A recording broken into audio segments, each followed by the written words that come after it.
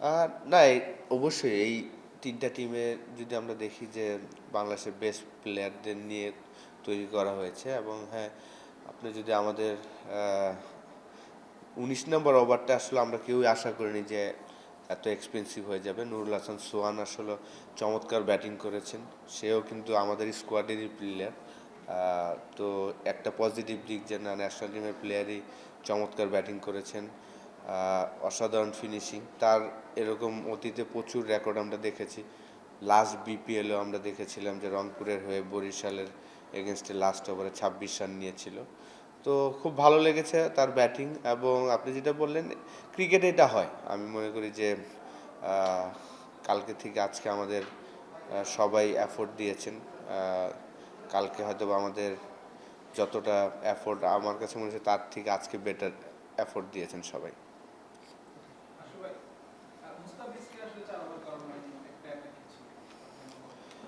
আহ, এটা আসলে লিটন ভালো বলতে পারবে।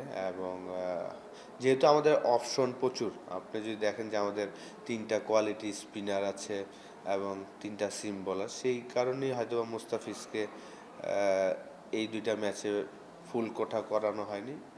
আশা করি ফাইনাল ম্যাচে যদি আমরা যাই তখন হয়তো ফুল কোটাই সে করবে।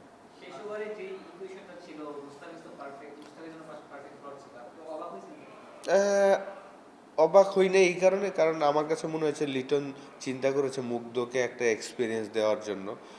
মুস্তাফিজ তো এই ধরনের এক্সপিরিয়েন্স তার লাইফে প্রচুর করেছেন। তো মুগ্ধ যদি আজকে এই ম্যাচটা জিতাতে পারতো তাহলে কিন্তু তার একটা বিরাট একটা এক্সপিরিয়েন্স হতো। লিটন অলওয়েজ, আমি যেটা মনে করি যে তার সাথে অল্প সময় কাজ করে যেটা আমার কাছে মনে হচ্ছে, সে অলওয়েজ চিন্তা করে যে প্লেয়ারকে ব্যাক করার চিন্তা করে যে যে কোনো প্লেয়ার, যেহেতু লিটন মুস্তাফিজ এই ধরনের সিচুয়েশন প্রচুর বল করেছেন।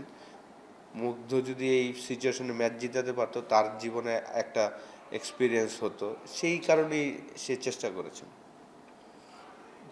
পিছনে আমরা তো মানে বড় টুর্নামেন্ট না, এক্সপেরিমেন্টাল অনেক কিছু, কিন্তু মানে টেকনিক্যাল হিসেবে 2026 সালে এসে যে ধরনের ব্যাটিং অ্যাপ্রোচ, মানে উইকেটটা কি অনেক বেশি টাফ ছিল নাকি অ্যাকচুয়ালি কি ছিল মাইন্ডসেট, মানে আমরা কেন 10 ওভার রান রেটে অ্যাপ্রোচ করছি না বা আগে ব্যাট করার পরে কেন বড় টার্গেট চেষ্টা করছি না, মানে উইকেটটাই কি টাফ?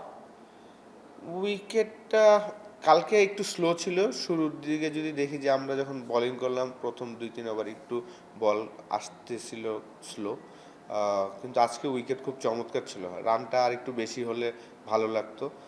বিশেষ করে আমরা যেই রানটা করেছি জিতার মতনই ছিল, কিন্তু আরও বেশি রান করা সম্ভব ছিল। আমরা কিছু কিছু সময় রং টাইমে কিছু ব্যাটসম্যান আউট হয়েছে, সেই জায়গাটা যদি এটাও একটা প্রবলেম। আমি মনে করি যে আসলে তারা রিসেন্টলি বিপিএল খেলেছেন এক একজন এক একটা পজিশনে, লাইক তৌহিদ হৃদয় পুরা লাস্ট 6টা ইনিংসে ওপেনিং করেছেন, এখানে এসে 5-এ এসেছেন। খুব তাড়াতাড়ি সুইচ করাটা একটু টাইম লাগছে। আশা করি যদি আমরা ফাইনালে যাই ইনশাল্লাহ এই সমস্যাগুলো কাটিয়ে উঠবে। আসলে একটা জিনিস বারবার আসছে, আসলে প্রসঙ্গটা এত মানে সিরিয়াস সেজন্য আসছে না, ওটা অন্য সবকিছু বাদ। কিন্তু আপনি as a player world cup খেলেছেন, তারপরে অনেক বাইরে থেকেও দেখেছেন, এবার একটা নিউ এক্সপিরিয়েন্স আমাদের সবার জন্য যে বাংলাদেশ ওয়ার্ল্ড কাপে নাই, সেইটা ভাবে কি একটু মন খারাপ হয়? মানে যখন খেলা দেখবেন তখন কি একটু মন খারাপ হয়? সবকিছু বাদ, জাস্ট অ্যাজ এ প্লেয়ার বা যখন আপনি খেলা দেখতে বসবেন তখন একটু খারাপ লাগবে কিনা? আপনার জন্য একটা নিউ এক্সপিরিয়েন্স হতে যদি আপনি চাইতেন, দেখবেন তো খেলা? হ্যাঁ, না কেন দেখবো না, অবশ্যই খেলা দেখবো।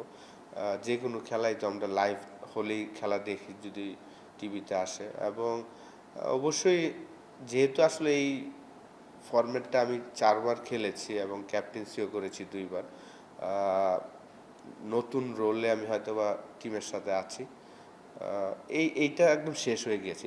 এই পার্টটা নিয়ে আসলে চিন্তা না করাটাই বেটার, কারণ আমরা এখন এই টুর্নামেন্ট নিয়ে আছি। তারপর হয়তোবা ন্যাশনাল ইলেকশনের পরে বিসিএল হবে, সেটা নিয়ে ব্যস্ত থাকবো। যদি প্লেয়াররা ব্যস্ত থাকে তখন কিন্তু আসলে এগুলো নিয়ে চিন্তা করার সময়ও থাকে না। মাঝের ভাই। হ্যাঁ, অলমোস্ট সেম। সেটা হচ্ছে সবাই রান করছেন, ঋষাদ হোক বা সবাই যে ওয়ার্ল্ড কাপে টুর্নামেন্ট ছিল তাই সবাই ভালো সময় কাটাচ্ছে। আহ, যেহেতু এবার আমরা প্রায় 8টা সিরিজের মধ্যে 5টা বা 6টা খুব ভালো করেছিলাম, এই দলটা কি ওয়ার্ল্ড কাপ বাদে থাকলো নেক্সট এর সিরিজগুলো হবে বা নেক্সট এশিয়া কাপ হোক ওয়ার্ল্ড কাপ হোক, মনে করা যায় যে লং রান ভালো করবে এবং এই ওয়ার্ল্ড কাপে ভালো করতে পারতাম কিনা আমরা? আহ, অবশ্যই আমি মনে করি যে আমাদের বিশেষ করে টি-20 এবং টেস্ট টিমটা, যেহেতু আমি লাস্ট সিরিজে কাজ করেছি এই দুইটা ফরম্যাটেই, আমার কাছে মনে হয়েছে যে খুব গোছানো আছে।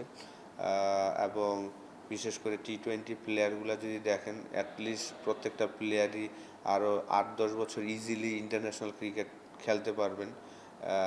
ওই বয়সটা তাদের আছে, ফিটনেস লেভেলটাও ভালো। অবশ্যই যেহেতু ওয়ার্ল্ড কাপ মিস করছি, তো সামনের ওয়ার্ল্ড কাপের পরে যে আমাদের সিরিজগুলো হবে খুব ইম্পর্টেন্ট, যে ওইখানে আমরা সবাই আমাদের বেস্ট ক্রিকেটটা খেলি। কারণ ওয়ার্ল্ড কাপের পরেই কিন্তু আমাদের প্রচুর ক্রিকেট, পাকিস্তান আসবে, নিউজিল্যান্ড আসবে, অ্যাওয়ে ট্যুর আছে অস্ট্রেলিয়া, সাউথ আফ্রিকাতে। তো সবগুলা সিরিজে আমরা যেন ভালো খেলি, সেই প্রিপারেশনটা মেন্টালি এবং ফিজিক্যালি যেন আমরা রেডি হই, খেলাগুলো নিয়ে যেন চিন্তা করি, এটা খুব ইম্পর্টেন্ট। Last question. আরেকটা ব্যাপার ভাই, একটু পিছনের এই প্রসঙ্গটাই টানি। লিটন লাস্ট যে আয়ারল্যান্ড সিরিজটা আমরা খেলেছিলাম, ওই জায়গাটায়ও দেখা গিয়েছিল যে মুস্তাফিজকে একবার না করিয়ে সাইফুদ্দিনকে দিয়ে লাস্ট ওভারটা করিয়েছে। আপনি বললেন যে এই যে এক্সপেরিমেন্ট করাটা, এই ব্যাপারগুলো ক্যাপ্টেন হিসেবে লিটনকে আসলে কতখানি পক্ষ করে? আমি যেহেতু আমার কাছে ভালো লাগে, আমার কাছে ভালো লাগে কারণ আপনার লিটনের ক্যাপ্টেন্সি যেই জিনিসটা সবচেয়ে ভালো লাগে, যে বলারকে অলওয়েজ অপরচুনিটি দেয় কামব্যাক করার, এবং নতুন নতুন সিচুয়েশনে ফালানোর চেষ্টা করে। যে এই জিনিসগুলা যেমন, যেটা বারবার বলছি যে মুস্তাফিজ 2015-16 থেকে খেলছেন এবং সে কি করতে পারে আমরা সবাই জানি। তো ওই ধরনের সিচুয়েশনে একটা ইয়াং প্লেয়ার বা যেই প্লেয়ারটা আমাদের রেগুলার টিমে থাকবেন, তো তাকে দিয়ে করানোটা আমি মনে করি যে একটা পজিটিভ দিক।